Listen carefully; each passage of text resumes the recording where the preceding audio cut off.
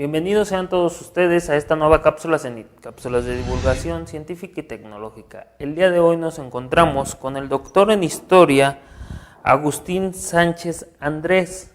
quien además es miembro del Sistema Nacional de Investigadores Nivel 3, quien nos platicará hoy sobre el proyecto del PAPIT. Doctor, un gusto que esté con nosotros y que se haya tomado el tiempo para platicar. Es un placer. Sobre todo, en fin, pues me interesaría un poco resaltar en estos momentos, además, que por desgracia pues vivimos una crisis no solo a nivel nacional, sino sobre todo en el contexto de la Universidad Michoacana, pues el importante papel que esta universidad realiza de cara, pues en fin, a las contribuciones en distintos ámbitos de la ciencia y de las humanidades en México. En este caso concreto, pues bueno, este proyecto en el que colaboro, dirijo un proyecto en la Coordinación de Investigación Científica de la Michoacana, con un título muy parecido, pero en este caso se trata de un proyecto de la UNAM, en el que bueno, pues el responsable es el doctor Francisco Mejías, del CIALS, en la UNAM, y yo soy uno de los colaboradores del proyecto, pero pone de manifiesto, pues digamos, las líneas de investigación que en este caso concreto desde el Instituto de Investigaciones Históricas de la Universidad Michoacana se desarrollan pues en torno a la historia de México y de las relaciones de México con el resto del mundo. El proyecto un poco, bueno, pues hace referencia, en este caso concreto, al papel importante que nuestro país pues ha desempeñado a lo largo de gran parte del siglo XX como lugar de acogida para diversos colectivos de refugiados. Bueno, el caso más tradicional es el de los refugiados republicanos españoles que llegaron a México entre 1939 y 1944-45, al final del sexenio de Lázaro Cárdenas y fundamentalmente a lo largo del sexenio de Ávila Camacho. Es el caso más conocido, pero no es el único. México también, pues en fin, sirvió como país de acogida para numerosos colectivos, por ejemplo en el caso de América Latina, ¿no? Y sobre todo de América del Sur, en coyunturas pues de crisis internas o de golpes de Estado. Y bueno, pues este proyecto en particular se centra un poco en esa dimensión de la política exterior mexicana, centrada en torno a la acogida de distintos colectivos de refugiados políticos procedentes de distintas partes del mundo. Doctor, comentaba al principio de la entrevista que pues son varias las líneas de investigación o varias investigaciones con las que lleva relacionadas a este tema. Esta es en conjunto. Hay otra que usted particularmente lleva. ¿Qué tanto van de la mano con estas? ¿En qué coinciden? Claro, bueno, yo en realidad soy especialista en relaciones entre España y México, en el sentido un poco amplio del término relaciones, es decir, no solo relaciones diplomáticas, sino relaciones pues, culturales, sociales, económicas, relaciones no tanto entre de acuerdo con, digamos, las nuevas tendencias historiográficas de la historia de las relaciones internacionales, como dice su nombre, no tanto entre los estados como entre los pueblos. Y en ese sentido, pues lógicamente, digamos, la política de México hacia la Guerra Civil Española primero y sobre todo posteriormente abriendo sus puertas a este colectivo que constituye el exilio republicano de refugiados políticos españoles, tras el conflicto, pues colateralmente, digamos, es uno de los aspectos que caracterizan a las relaciones hispano-mexicanas durante el siglo XX. Unas relaciones, pues, en fin, bastante complejas, de carácter pues, muy poliédrico, que alternan etapas de intenso acercamiento, como la que estamos viviendo pues en la actualidad, prácticamente a partir del restablecimiento de relaciones tras la muerte de Franco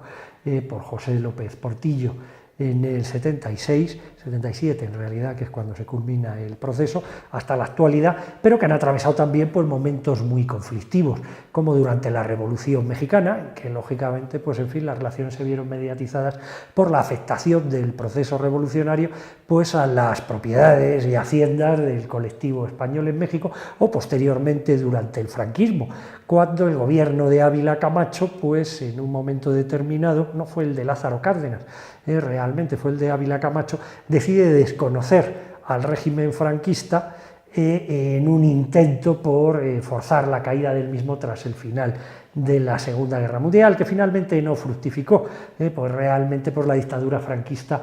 se va a mover para ver normalizadas sus relaciones con el resto del mundo, sobre todo a partir de la firma de los acuerdos con Estados Unidos, y posteriormente pues esto va a dejar a México en la paradójica situación de ser el único país, si exceptuamos al bloque socialista en la época de la Guerra Fría, claro, en no reconocer al régimen franquista. Doctor, ¿se tendrá algún número de cuántos fueron los exiliados que acogió México? Claro, bueno, sobre esto hay una polémica historiográfica, no existe un número exacto. Hay distintos estudios, digamos, los estudios más tradicionales pues hablaban de una cifra entre 20 y 30.000. Realmente eso es lo que se encuentra en la mayor parte de la historiografía actual, en la más conocida. Sin embargo, los estudios más recientes, sobre todo pues varias tesis de doctorado que se han leído recientemente en España, Aurelio Velázquez, por ejemplo, sería quizás el más característico de estos especialistas, pues cuestionan estas cifras. Parece que el exilio finalmente fue bastante más reducido de lo que se sostiene, con todo y que fue importante. Y probablemente el número real de exiliados pues esté más cerca de 15.000 que de 20.000.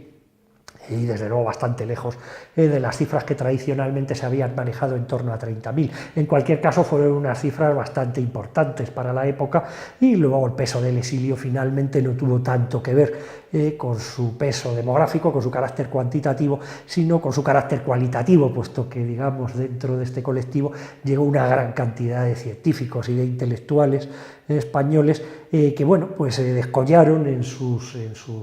distintos campos y bueno, pues también facilitaron el desarrollo de la ciencia mexicana, fundamentalmente en un momento favorable para la misma, como fue la década de los 40 y de los 50. Un caso, por ejemplo, me viene a la mente, fue Odón de Boy, el padre de la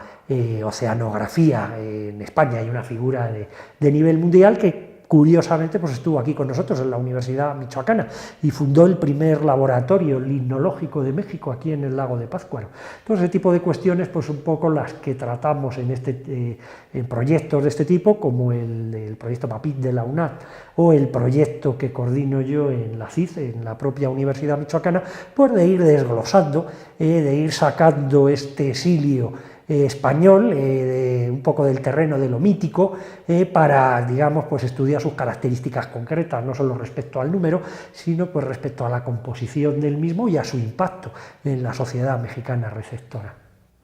Pues esto nos lleva a una pequeña conclusión de que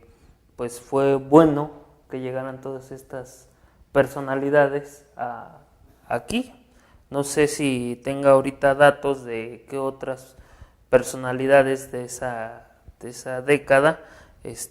pues estuvieron en México por ese exilio. Bueno, la lista es realmente interminable. No todos los refugiados fueron, desde luego, científicos o intelectuales, pero sí un porcentaje inusuadamente alto para la época. A lo mejor estamos hablando de una cuarta parte de los mismos. Pues bueno, en realidad, en fin, baste decir que, por ejemplo, pues el actual Colegio de México, uno de los centros, digamos, de élite a nivel, en fin, de las humanidades y las ciencias sociales del país, pues originalmente se funda como Casa de España para acoger a estos intelectuales. Ya posteriormente pues se le cambia el nombre y comenzaron también pues a integrarse pues un gran número de intelectuales mexicanos en el mismo. Y en el campo de la ciencia, en fin, la lista es realmente muy grande y en fin, en determinadas áreas, pues realmente esto llegó a constituir en algunos casos incluso un problema. Por ejemplo, en el ámbito de la medicina, pues sí, digamos, para los médicos mexicanos de este periodo, pues supuso una competencia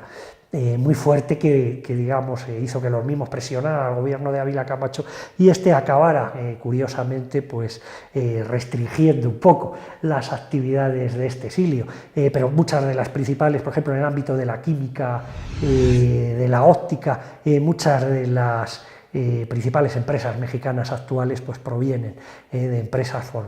formadas por estos exiliados, que además fue un exilio que tuvo una particularidad fuerte, y es que contaba con fuentes de financiación importantes propias. Pues bueno, el famoso Tesoro de Elvita, Este no es un mito, era realmente pues los remanentes de las cajas de seguridad del Banco de España que el gobierno de la República antes de su derrota sacó del país y que sirvieron para pagar el traslado de este exilio. Es decir, el gobierno mexicano abrió muy generosamente desde luego las puertas del país a estos exiliados, pero finalmente fue el propio gobierno republicano en el exilio el que se encargó de financiar el transporte de estos exiliados y la instalación de los mismos en México, en ocasiones pues a partir de la fundación de estas empresas, de algunas colonias agrícolas, en ese caso no funcionaron, pero sobre todo empresas en distintos ámbitos, de la química, de la óptica, de la medicina, en algunos casos pioneros en México y antecesores de algunas de las principales empresas que en estos rubros existen en la actualidad en el país, y luego en el ámbito educativo, colegios como el Luis Vives, como el Colegio Madrid fundamentalmente, que en una primera etapa, digamos, pues se dedicaron a la formación educativa de los hijos de este colectivo de exiliados, pero que finalmente pues acabaron siendo algunos de los colegios que formaron realmente no solo a la élite, sino también a las clases medias mexicanas en las últimas décadas y de los más prestigiosos en cuanto a su nivel educativo. Doctor, este tema de este proyecto, ¿en qué etapa va? Bueno, el proyecto PAPIC concretamente, digamos, el exilio español es solo un aspecto del mismo. Nosotros nos estamos centrando también en gran medida en exilios más desconocidos. Los dos más conocidos pues, son el español y el sudamericano, de la década de los 70, fundamentalmente en la época de las dictaduras militares del Cono Sur. Pero realmente, pues, por ejemplo, México siempre ha sido un país de acogida.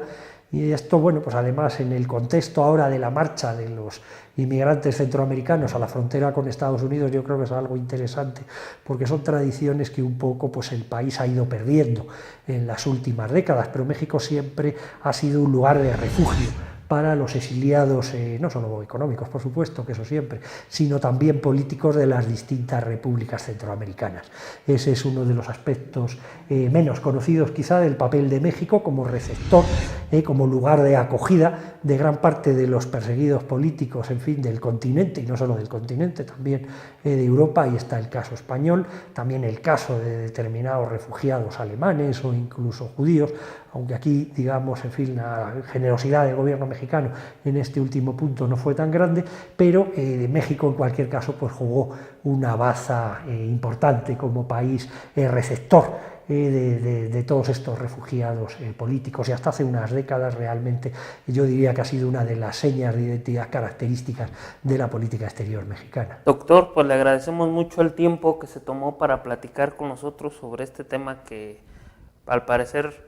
muchos desconocíamos y que hoy se nos abre esta nueva ventana. Le agradezco mucho. Al contrario, ha sido un placer. Esta ha sido la cápsula del día de hoy, lo esperamos en la siguiente, hasta la próxima.